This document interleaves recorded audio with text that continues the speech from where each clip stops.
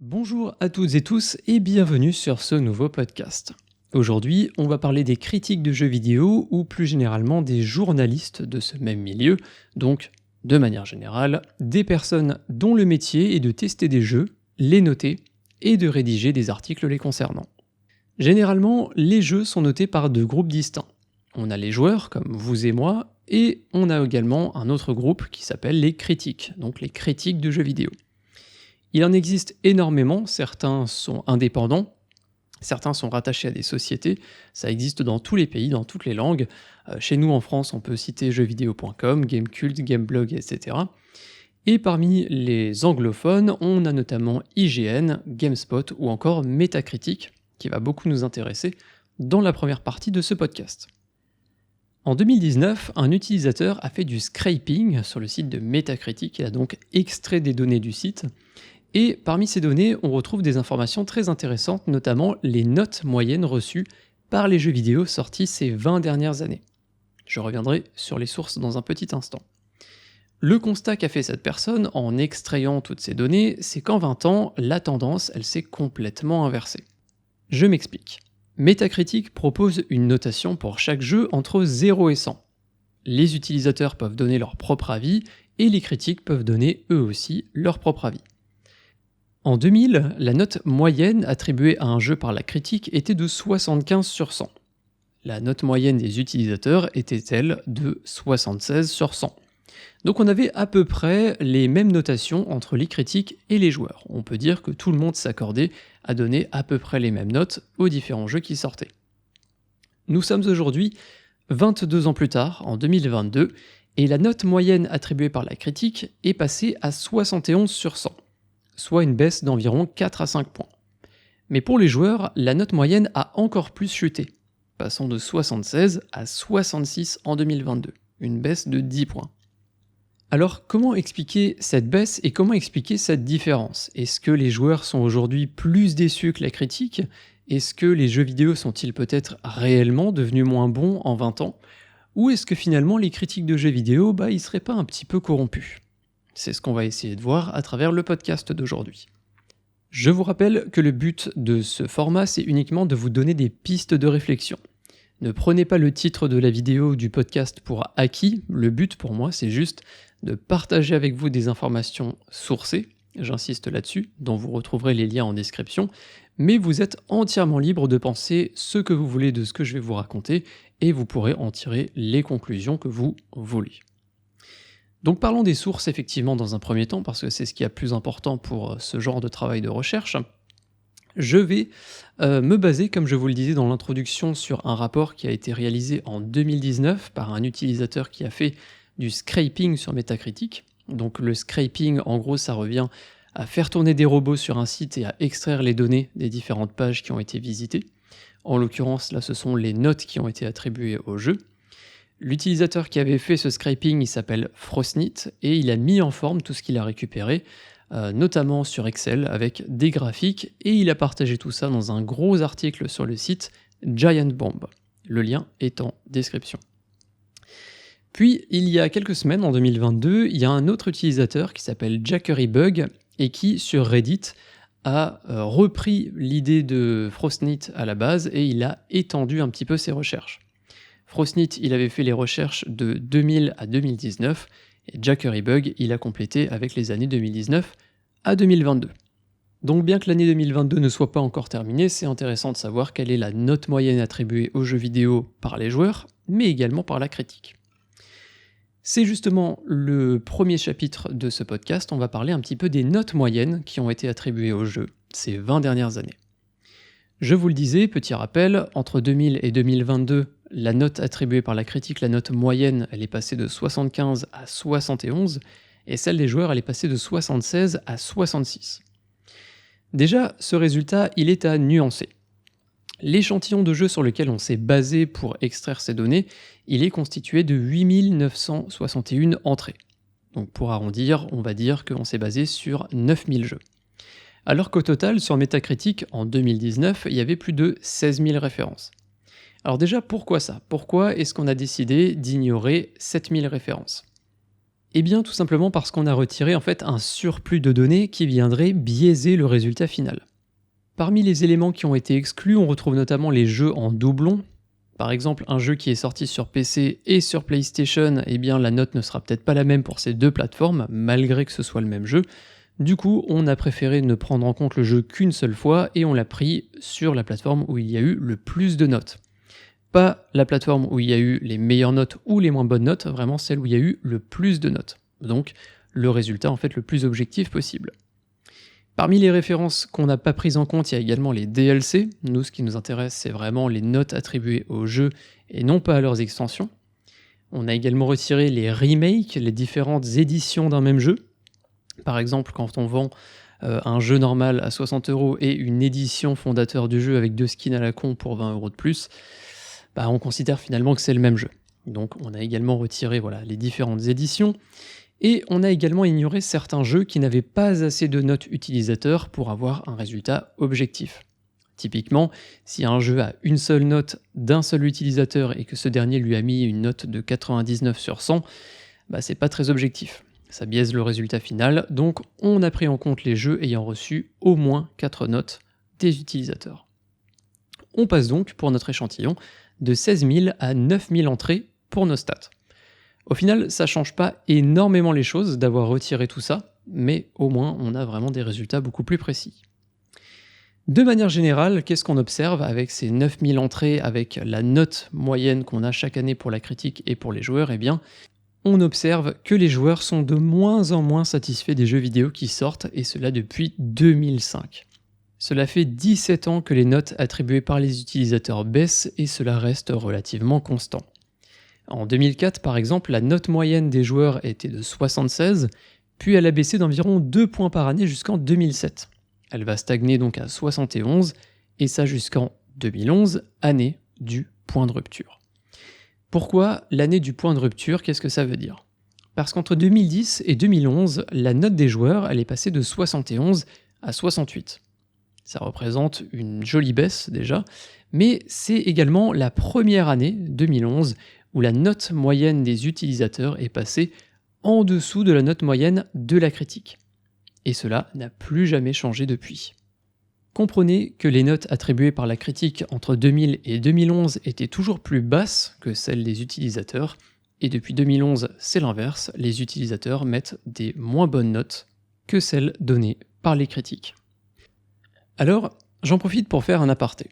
Je suis né dans les années 90 et à cette époque, Internet n'était pas aussi développé et accessible qu'aujourd'hui. Pour se faire une idée sur les jeux qui sortaient, on avait tendance à beaucoup se baser sur des magazines spécialisés.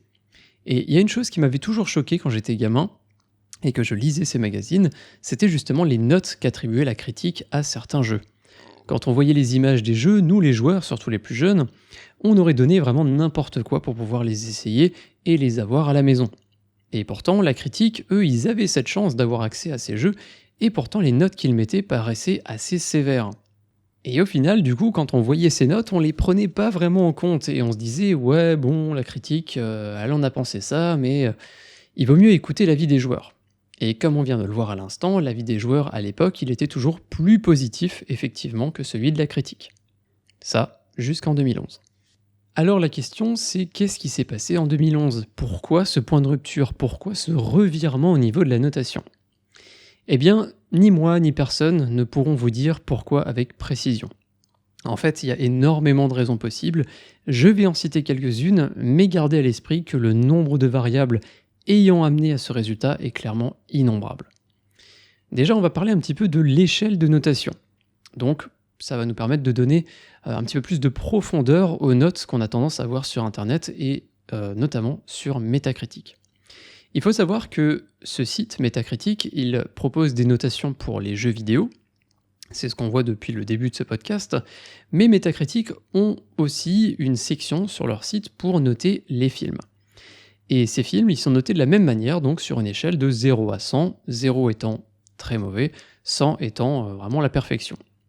Pourtant, l'échelle d'appréciation, donc c'est quelque chose qui va en plus de la note, n'est pas du tout la même pour ces deux types d'œuvres.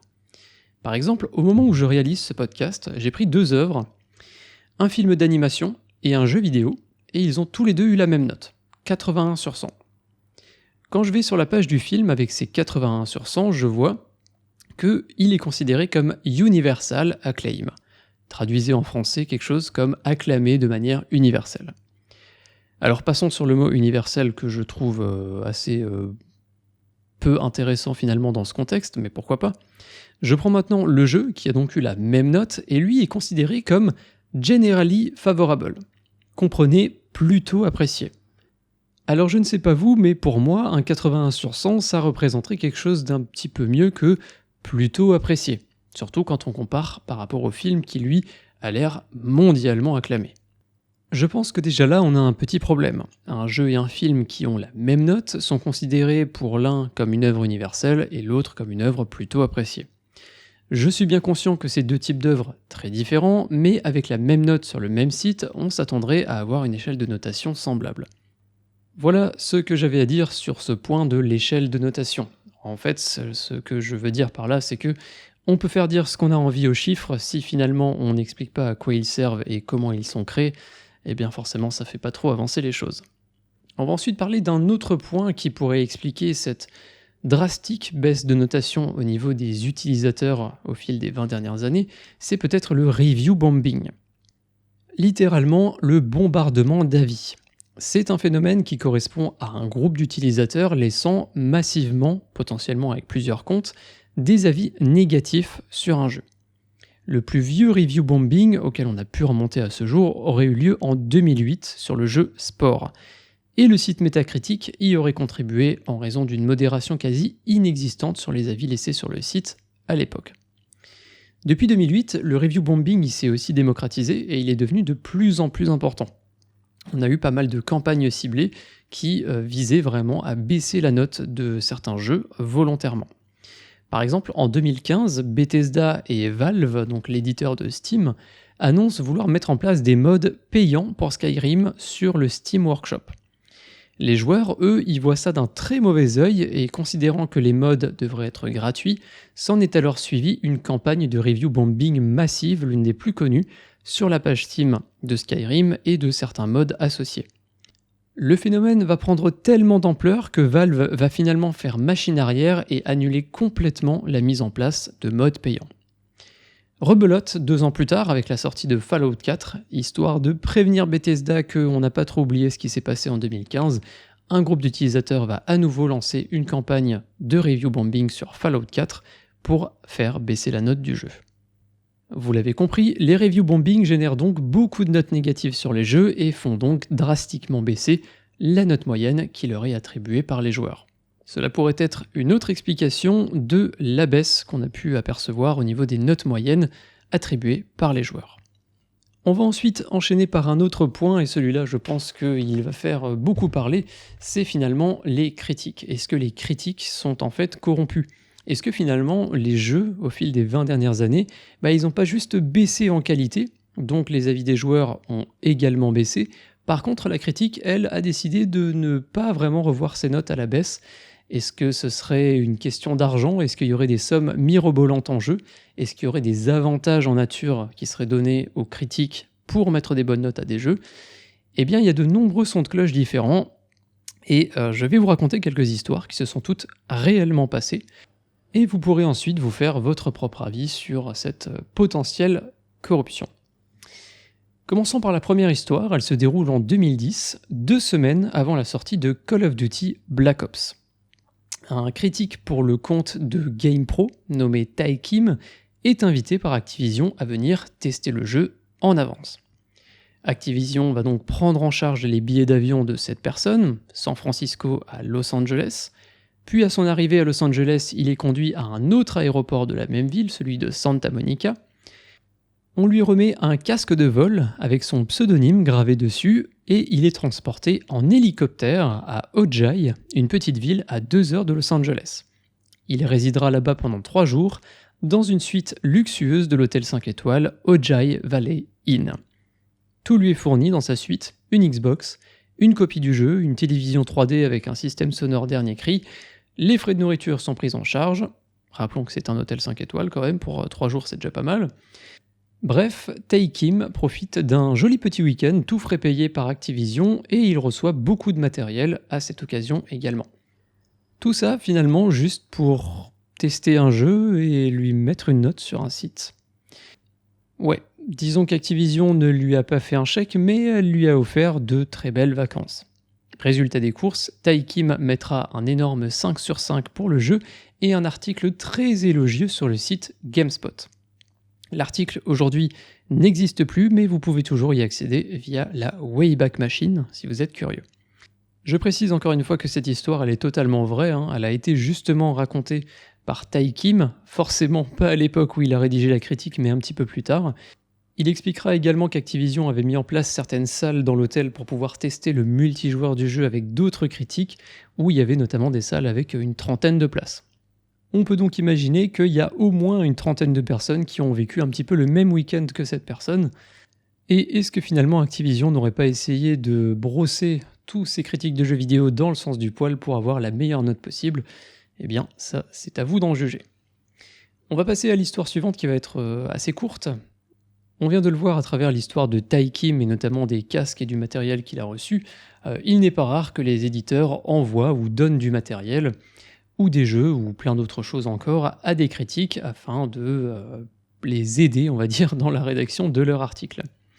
Lors de la sortie de Watch Dogs en 2014, Ubisoft a organisé une soirée à Paris, à laquelle la société a invité de nombreux critiques qui, en plus d'avoir vécu déjà une bonne petite soirée sympa, se sont vus offrir des tablettes Nexus 7. Nous sommes en 2014 et ces tablettes à l'époque elles étaient quand même vendues entre 200 et 300 €. On ne sait pas exactement combien il y avait d'invités, mais en tout cas ça devrait chiffrer quand même assez vite. On va enchaîner sur une dernière histoire concernant Dante's Inferno, un jeu qui est sorti en 2010, et c'est l'un des jeux qui a vu quelques-unes des pratiques marketing les plus douteuses de l'histoire, et je pense que le mot est faible, mais je pense que j'y reviendrai une autre fois dans une autre vidéo. Ce qui nous intéresse pour ce jeu, c'est tout simplement des chèques.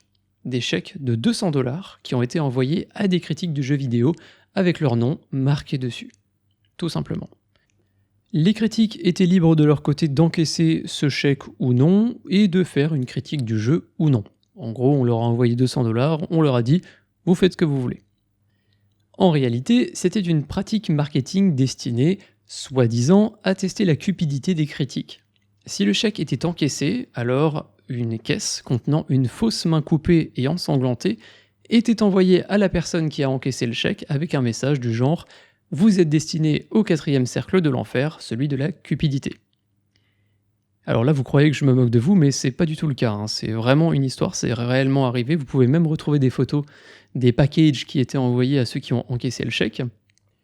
Je vous avais prévenu, c'est vraiment un jeu qui a eu des pratiques marketing très très très douteuses, quoi qu'il en soit. Les 200 $ qui étaient envoyés, eh bien, ils étaient bel et bien réels. Et ceux qui ont encaissé les chèques ont réellement reçu 200 $. Personnellement, je suis un petit peu partagé entre génie et mauvais goût, pour tout vous dire, et finalement, on ne saura jamais si c'est vraiment ce qui était prévu par le service marketing derrière le jeu, ou est-ce que c'était juste fait pour étouffer l'affaire des 200 $ qui ont été envoyés comme ça aux critiques. On ne saura jamais, quoi qu'il en soit, je pense que j'en reparlerai dans une autre vidéo. Voilà tout pour ces 3 petites histoires de corruption des critiques. Mais j'aimerais maintenant vous en raconter une autre qui est plutôt, cette fois-ci, un contre-argument. Est-ce que vous vous êtes déjà demandé si les victimes dans cette histoire, ce n'étaient pas plutôt les critiques eux-mêmes? Est-ce que finalement, d'une certaine manière, ce ne seraient pas les éditeurs qui prennent en charge les critiques de jeux vidéo en leur disant « si tu mets une mauvaise note, ça va mal se passer ».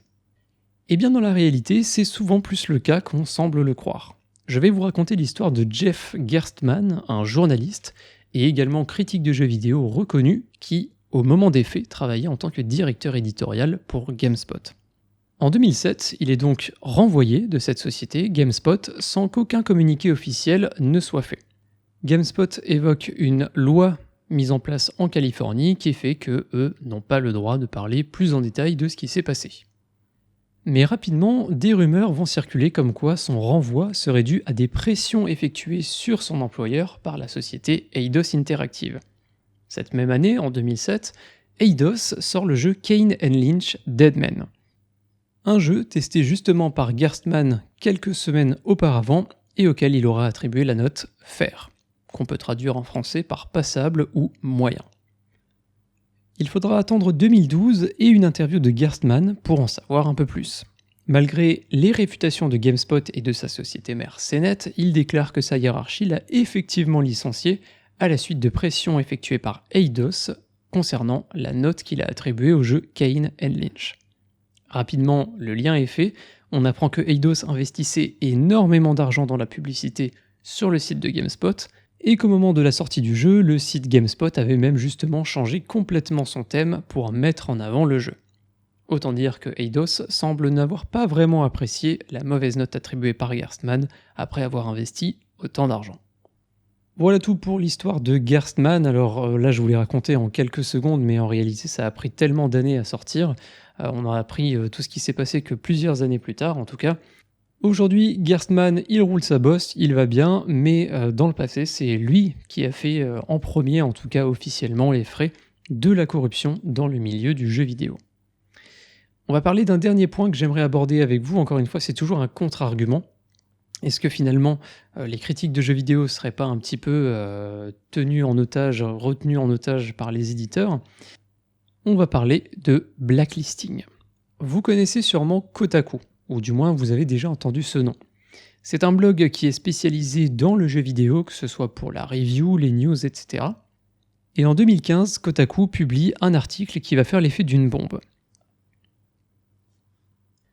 Ils sont, selon leur dire, blacklistés par Bethesda, l'éditeur de la série Elder Scrolls et Fallout, entre autres, mais aussi par Ubisoft.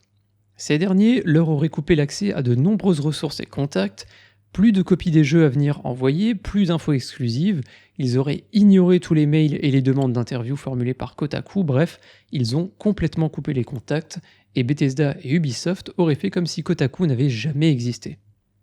Aujourd'hui, les raisons officielles de ce blacklisting, elles sont toujours floues, vu que les acteurs principaux n'ont jamais pris la parole en dehors de Kotaku. En revanche, par le passé, on sait que Kotaku n'avait pas hésité à leak ou à relayer des informations et des images sur des jeux qui étaient encore considérés comme top secrets à l'époque. Il y avait notamment des leaks sur Assassin's Creed qui n'avaient clairement pas plu à Ubisoft. Cela pourrait être l'une des raisons qui aurait poussé les éditeurs à faire une croix sur Kotaku. Est-ce que c'est bien mérité ? Ça, c'est à vous d'en décider. Quoi qu'il en soit, le constat est le même. Ce blacklisting, il a grandement impacté l'image de Kotaku, qui aujourd'hui n'est même plus considéré comme une référence ou un média sérieux dans le jeu vidéo. On sait que le blacklisting est possible et cela fait donc probablement peur à beaucoup de médias. Pour les mastodontes, cela pourrait entraîner leur chute à l'image de Kotaku, et pour les plus petits, cela représenterait l'apparition d'un plafond de verre, les empêchant de s'agrandir et d'attirer plus de visiteurs. Bref, il est temps de conclure ce podcast. Alors finalement, est-ce que les critiques de jeux vidéo continuent de surnoter les jeux ? Est-ce que les joueurs ont juste perdu le goût du jeu vidéo ? Est-ce que les critiques sont effectivement corrompues ? Eh bien, à vous de vous faire votre propre idée. En tout cas, à titre purement personnel, malgré le changement de tendance que l'on voit depuis 2011, ma manière de penser, elle n'a jamais changé. Aujourd'hui, quand je me renseigne sur un jeu avant de l'acheter, j'ai toujours tendance à plus écouter les retours des joueurs que ceux de la critique. Et ça, comme je le faisais pendant le début des années 2000. En fait, et je terminerai là-dessus, les critiques, je ne les ai finalement jamais écoutées. Avant 2011, je les trouvais trop dures, et depuis 2011, je les trouve trop soft. Alors finalement, que les critiques de jeux soient corrompues ou non, est-ce que ça change réellement quelque chose ? Merci beaucoup de m'avoir suivi sur ce podcast jusqu'à la fin, j'espère que ça vous a plu. Je suis vraiment curieux d'avoir vos retours par rapport à tout ce que j'ai proposé, par rapport à tout ce que j'ai dit dans cette vidéo. Je vous rappelle que toutes les sources de toutes les informations sur lesquelles je me suis basé, vous les retrouverez en description. Et de mon côté, j'ai hâte de vous retrouver pour d'autres vidéos ou d'autres podcasts. À très bientôt, salut.